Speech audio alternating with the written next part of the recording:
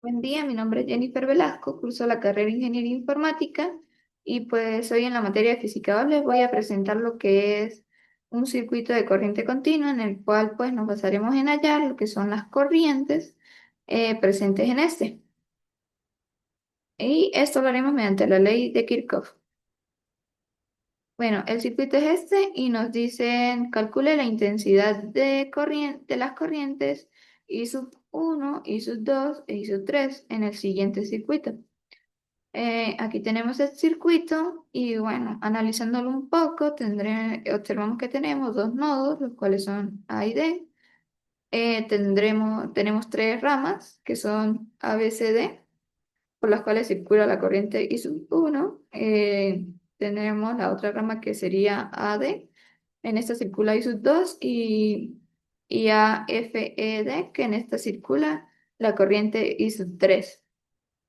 Y poseemos tres resistencias y tres fuentes de voltaje. Y pues los datos de estas ya las tenemos. Como nos piden hallar lo que son las corrientes, aplicamos las leyes de Kirchhoff. Aplicando la primera ley de Kirchhoff, estas nos dicen que la sumatoria de las corrientes que entran a un nodo deben de ser iguales a las que salen. Aplicando esto a lo que es el nodo A, tenemos que la corriente que entra es la I sub 3 y las que salen son la I sub 1 y I sub 2. Entonces tenemos que I sub 3 igual a I sub 1 más I sub 2. Pasamos I sub 3 a restar y esto quedaría igual a cero y pues ya tendríamos con esto la primera ecuación necesaria para hallar las corrientes. Luego aplicamos la segunda ley de Kirchhoff, ya que si aplicamos la primera ley de nuevo, pero el nodo D, tendremos una misma ecuación y esto no puede ocurrir. Una ecuación muy igual y eso no puede ocurrir. Entonces aplicamos la ley de Kirchhoff, pero la segunda. Esta ley también es conocida como la ley de las mallas y pues nosotros debemos describir las mallas en nuestro circuito. Aquí contamos con dos mallas, las cuales son claro, primero debemos escoger lo que es el recorrido de las mallas. Y pues este fue escogido como en sentido antihorario. Y pues entonces tendríamos la malla número uno que es A, B, C, D, A, siguiendo ese recorrido. Ahora la segunda malla sería A, D, E, F, A. Y pues ya, tendríamos que, pues para aplicar esta ley, esta nos dice que la sumatoria de la diferencia de voltaje en esa malla debe ser igual a cero. Y pues para esto hay que tener en cuenta que la diferencia de voltaje es igual a la corriente por la resistencia. Y pues esto lo aplicamos directamente en la fórmula. Entonces, iniciando el recorrido, nos movemos en sentido antihorario y nos conseguimos con esta fuente de voltaje, tendríamos más 20. ¿Por qué? Porque salimos por el lado positivo de esta fuente. Continuamos y nos conseguimos con esta resistencia. Aplicando la fórmula de diferencia de voltaje tendríamos que la resistencia por la corriente, entonces tendremos 2 por I sub 1. Pero esta va a ser negativa porque la corriente se está moviendo en el mismo sentido que el recorrido de la malla. Continuamos y tendríamos menos 10 debido a esta fuente de voltaje en la que salimos por su polo negativo. Y continuamos y nos conseguimos con esto, en lo que tendríamos 4 por I sub 2 positivo porque esta corriente se está moviendo en sentido contrario al recorrido de la malla. Y ya tendríamos lo que sería la segunda ecuación. Bueno, aquí realizamos las operaciones necesarias y pasamos el término independiente hacia el otro lado de la igualdad. Y bueno, ya con esto tendríamos la segunda ecuación y aplicaríamos la misma ley a la segunda malla. Entonces iniciamos el recorrido. Tendríamos menos 4 y sub 2. ¿Por qué menos? Porque pues la corriente y sub 2 se está moviendo en el mismo sentido que la trayectoria. Continuamos y nos conseguimos con más 30 voltios. ¿Por qué? Porque salimos por el lado positivo de esa fuente. Continuamos y nos conseguimos con menos 5 por I sub 3, que es la corriente que está corriendo, menos por el sentido que es igual al al del recorrido. Y bueno, ya tendríamos lo que sería la segunda ecuación, menos I sub 2 más 30 menos 5 I sub 3. Esto igual a cero y pues bueno, pasamos al término independiente hacia el otro lado de la ecuación para tener un poco más completa lo que serían las ecuaciones que necesitamos y ya tendríamos todo lo necesario.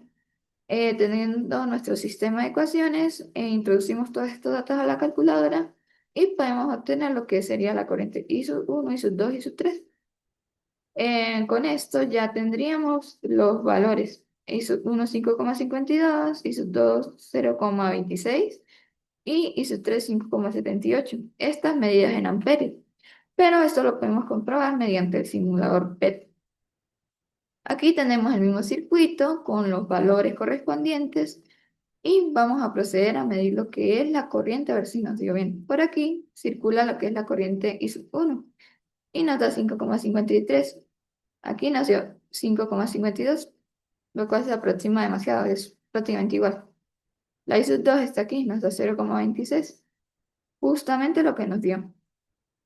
Y comprobamos la tercera corriente, 5,79 y nos dio 5,78, lo cual nos indica que pues, el procedimiento está bien. Luego de esto, ya lo que tendríamos que hacer es proceder a hallar la segunda parte que nos piden hallar la potencia. Y pues esto más que todo lo hacemos para hallar la diferencia potencial. Para ello solo aplicamos la fórmula de potencia igual a la corriente por la resistencia, ya que pues nos están pidiendo la potencia en cada una de las resistencias. Solo tendríamos que fijarnos en qué corriente está corriendo por cada resistencia y pues elevarla al cuadrado y multiplicarla por dicha resistencia. Con esto obtendríamos lo que serían los valores de las potencias en la primera resistencia, en la segunda y en la tercera. Y si vemos por cada una, pues corre una corriente diferente. Y ya con esto tendríamos los datos suficientes para hallar lo que es la diferencia de potencial en cada resistencia. Aplicamos a partir de esta fórmula de potencia igual a diferencia de potencial por la corriente. Igualmente nos fijamos en la corriente que fluye por esa resistencia. Y bueno, sustituimos los valores de las potencias que hallamos entre la corriente que fluye por esa resistencia y obtendríamos los voltajes, los cuales también podemos comprobar en el simulador. Con inicialmente, que sería la resistencia 1, nos da 28,95, igual que aquí. Ahora, la segunda resistencia nos da 1,05, 1,04, prácticamente lo mismo. Y por último 11,05, 11,04 voltios.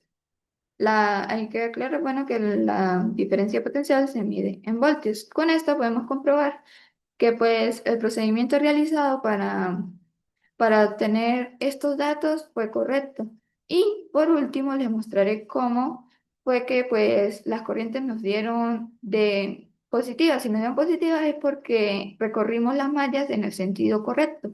Si nos hubiesen dado negativas, las estábamos recorriendo en el sentido opuesto. El resultado estaría bien, pero el recorrido estaría al revés, al contrario de cómo se está moviendo esa corriente. Y si vemos, la corriente en este caso se está moviendo exactamente igual a como escogimos el recorrido de la malla, en sentido antihorario. Por eso, pues, nos quedó bien esa parte.